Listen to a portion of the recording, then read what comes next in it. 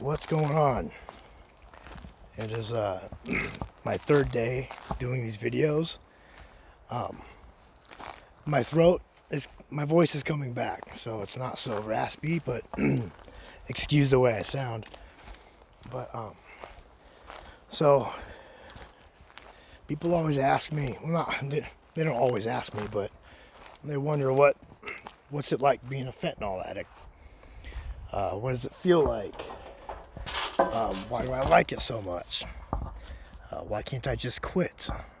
That's the common one I get. If you don't like it, then quit. Not that easy. And as for most addicts, I can only speak for myself, but it's I don't know. It baffles me why. It's not because I didn't get hugged enough when I was a baby or stuff like that. I like the effects of drugs and alcohol. The only thing I can remotely think of why is because, growing up, my self-esteem wasn't what it used to be. Wasn't what I felt it should be.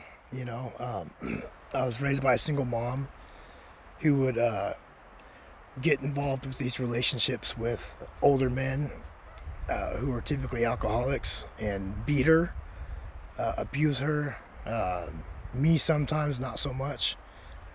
And she would endure that so we had a roof over our head, or I was protected, or whatever the case may be.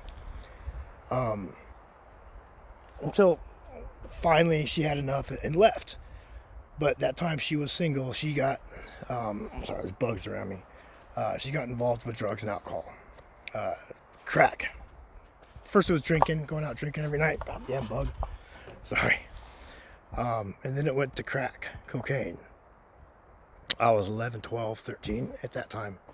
She would leave the house for a couple days at a time and just leave me and my cousin at the house alone, or with my grandfather, who was there sometimes.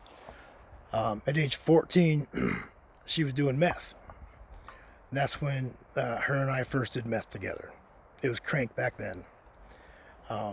She always had people over at the house. Our house was, I didn't know it then, but it was a trap house.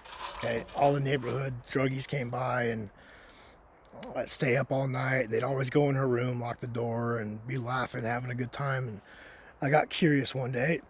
I snuck into her room. She had a scale, an old school scale, not digital, and with a bunch of white powder on it. I scraped it. I asked a friend, how do I smoke it? He told me. I smoked it. And for a minute there, I felt like I was in heaven. I didn't know how bad it was for you. I didn't know anything. All I knew was I cleaned my room.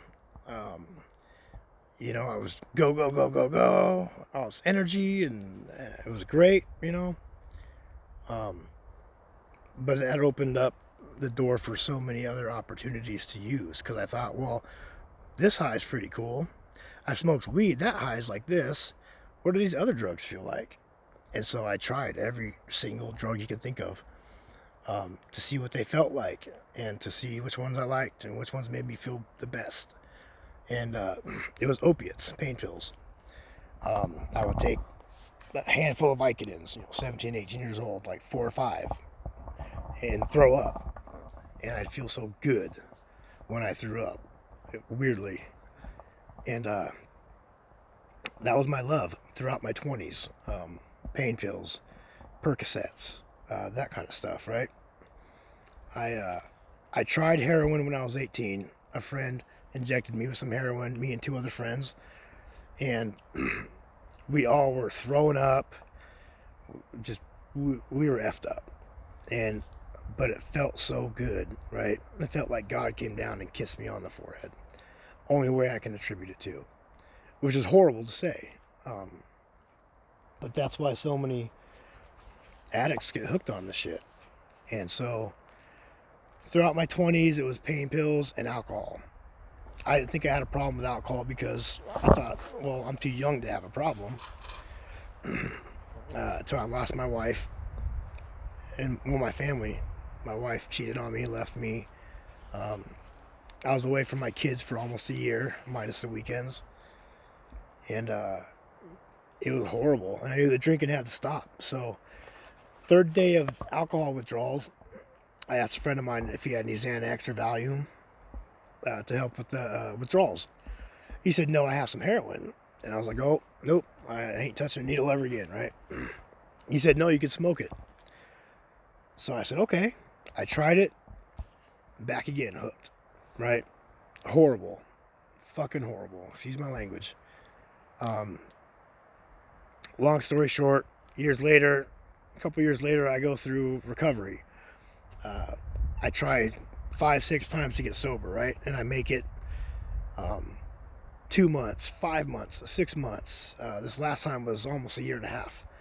And every time, I shit you not, I'm in recovery, I love it. My life is amazing. It's worth something. It's one of the most amazing gifts from God is the ability to stay sober. And I get that through him. I think. That's my opinion. But I always relapse. When things start going too good and I get everything back I lost, I feel like, well, I've got all that good endorphins from getting my stuff back and all the feel goods from the pats on the back. And then, but I want a little more, right? Instant gratification. I want something that makes me feel good like that. And so I went back out to just try to relapse, and heroin was nowhere to be found. It was fentanyl. I took a hit of fentanyl. That one hit of fentanyl, I was effed up. I was like, oh my God, this is great. It's cheap. But it didn't last long, and yada, yada, yada. So, a year later, here I am. I'm not working currently except doing side work. I sell on eBay sports cards and garbage pail kid cards and Pokemon cards. Usually the stuff is stolen,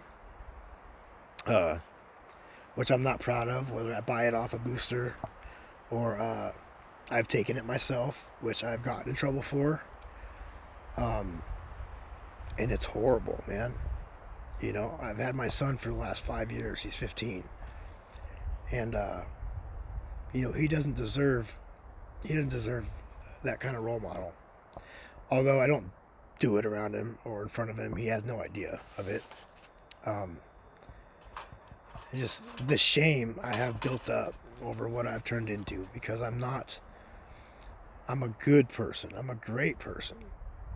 But this fucking addiction, man, it's horrible. And I don't know how to be a good employee. I don't know how to be a good friend. I don't know how to be a good boyfriend. I don't know how to be a good dad, you know? He would say differently, you know? But, yeah. So that's why I'm going to make the change. And, honestly, I'm very scared, man. I'm terrified. I'm terrified of the withdrawals. I'm terrified of living life sober because I don't feel like I'm good enough to do it. I always seem to fail, and fuck, man, I feel like that's all I'm good for, you know, is to be a junkie, and that's not what I am. And I don't want my son to wake up one day and not have his dad around. Because me and him are best friends. He's my best buddy. We're camping right now, actually. He's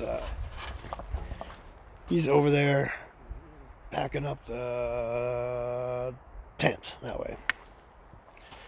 So, yeah, I just wanted to pop in, and I'm going to be calling the treatment people tomorrow.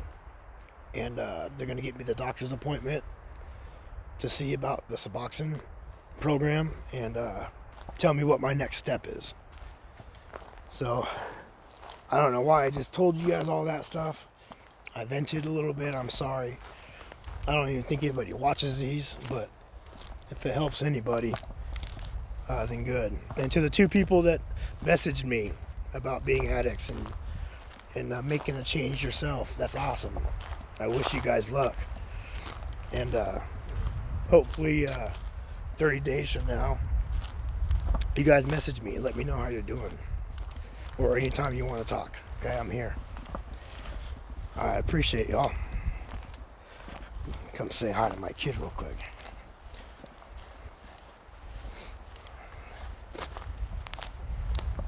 He's trying to wrap up a sleeping bag, and he's been working on it for 20 minutes. He can't seem to get it. Hey Blake. Yeah. How's that sleeping bag coming? It's going good. Yeah? I'm almost done, yeah. You're okay. All right. 20 minutes later.